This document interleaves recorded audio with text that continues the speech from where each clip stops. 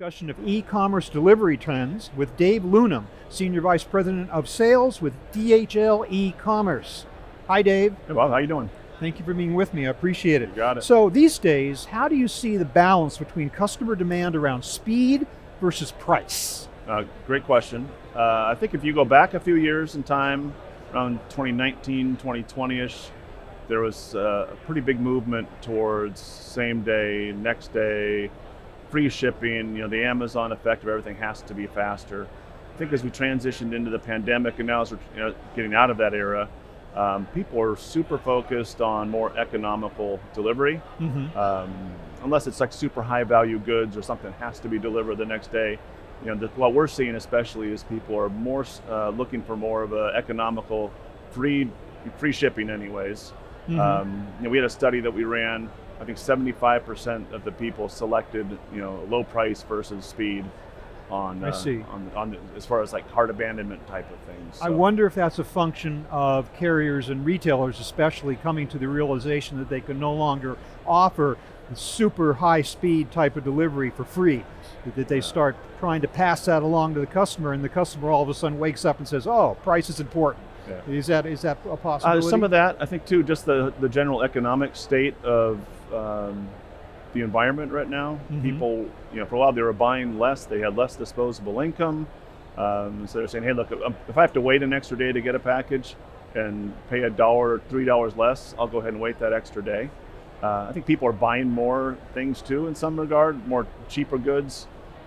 So that also is like, I'm buying more, so I don't want to pay as much for the shipping. Again, unless it's something that is critical to your next day, operation. Right. But for what we do is more B2C type of shipping, so I'm speaking more from the, I wonder if also side. if speed has become less important these days in reliability and visibility of the order, knowing when it's going to come, where it is in the pipeline at any given time. A lot of customers are saying that is more important. I don't have to have it tomorrow, but I do need to know when it is actually coming. No, 100% agree with that. I think reliability and transparency, trump speed in many cases. If I order something and I go online and I look to see, as long as it is moving and I can see that it's making progress, and it might say, hey, your package is going to be there on Thursday. If the package gets there on Thursday, I'm happy, even if it's Monday. If it doesn't show up until Saturday, then maybe I'm making a phone call and nobody wants to pay for those phone calls. So I think, time of delivery and the transparency and visibility is super important these days. One of the trends we've seen in recent years is the expansion of options for shippers as to the carriers they can use. They're not just stuck with the big two like they used to be. Therefore, they are engaged in this process of carrier diversification. Where do you see that as being right now? What's going on in that area?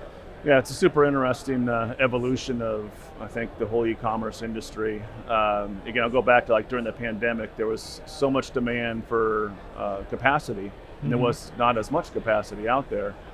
So what you saw was a lot of extra dollars being poured into the delivery space. You saw a lot of smaller startup companies, come up and say, hey, I could do this niche or I could do that niche.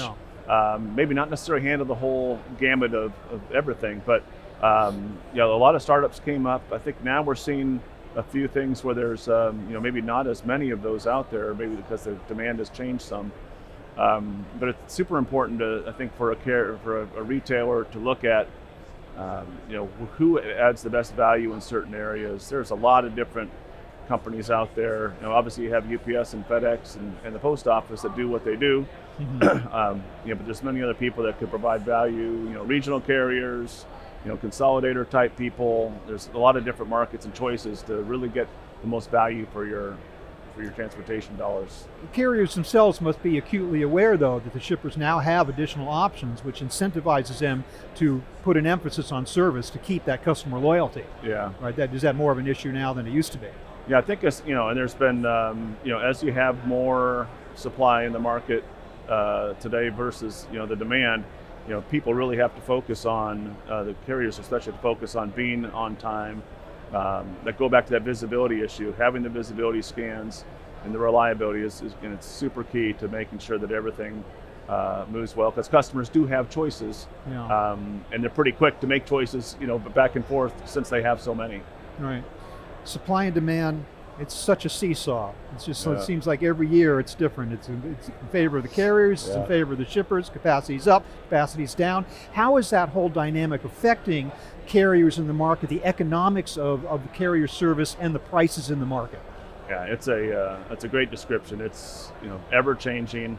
Like I mentioned earlier, you went from not as much supply. Now there's probably a little bit too much. So the pendulum swings. If I'm a retailer or a customer, I'm probably in a pretty good spot right now because I can could shop my very valuable parcels between carriers and get the best price.